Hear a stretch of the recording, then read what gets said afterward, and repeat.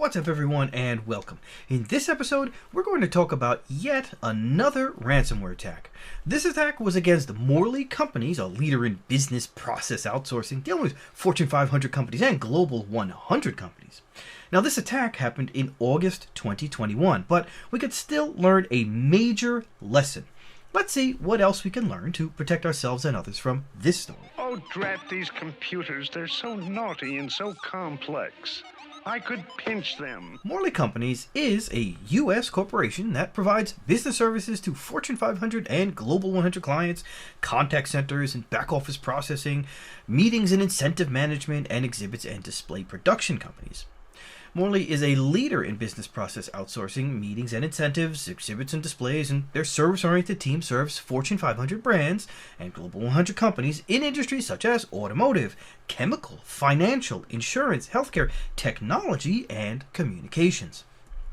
In letters sent to impacted individuals, the company said that the ransomware infection was discovered in August 2021. The investigation, conducted with the help of independent cybersecurity experts, revealed that threat actors stole the personal information of 521,046 individuals, including employees, contractors, and clients in automotive, chemical, financial, insurance, healthcare, technology, and the communications industries.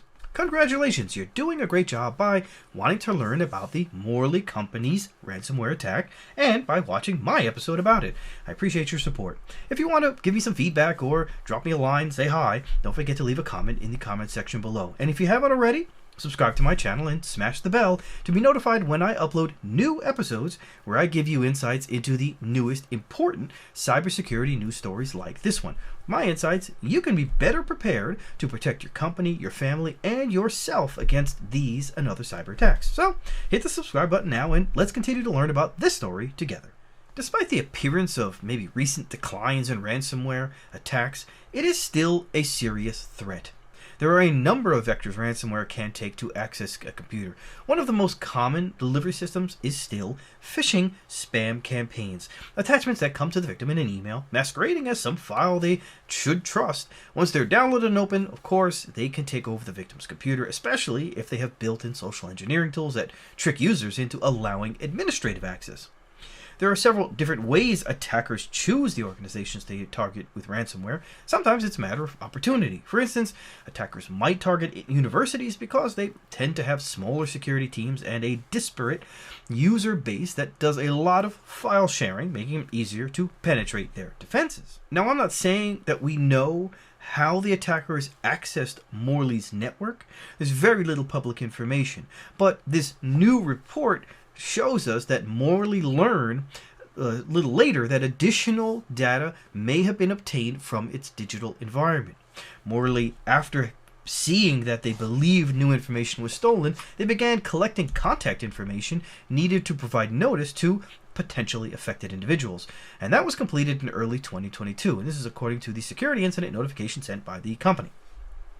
Stolen data may include name, address, social security number, date of birth, client identification number, medical, diagnostic, and treatment information, and health insurance information.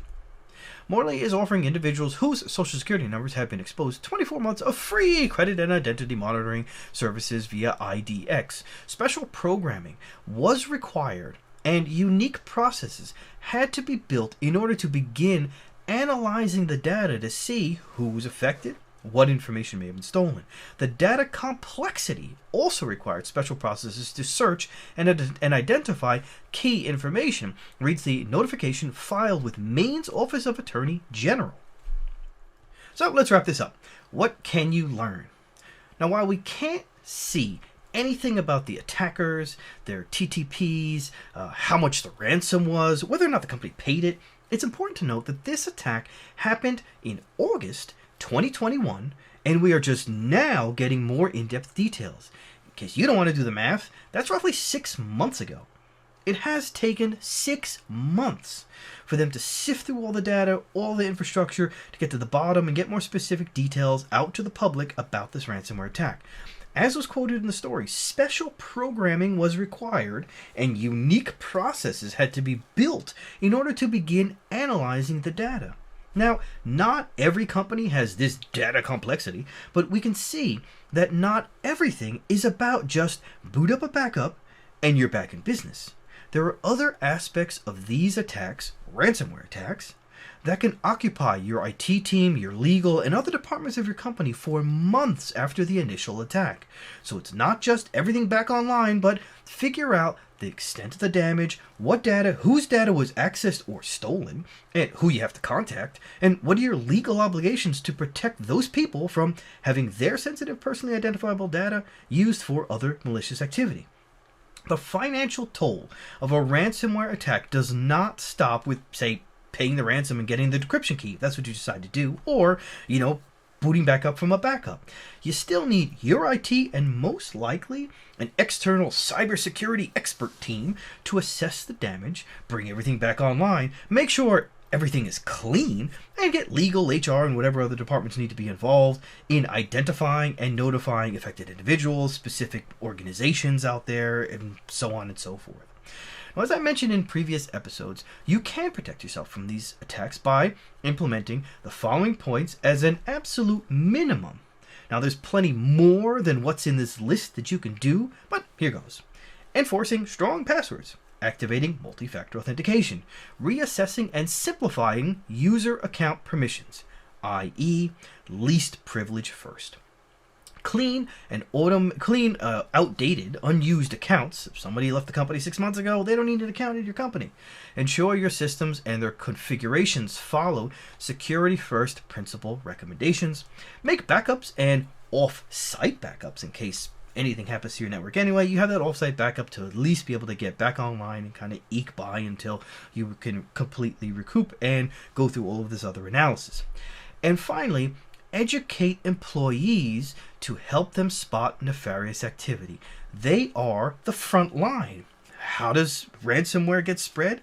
Most often it's done through phishing attack emails. So if your employees or your family members or your kids don't know how to spot a fake email or don't know not to click on links in SMS messages, then chances are that's how these attackers are getting in. So invest in education or continuing education on employees.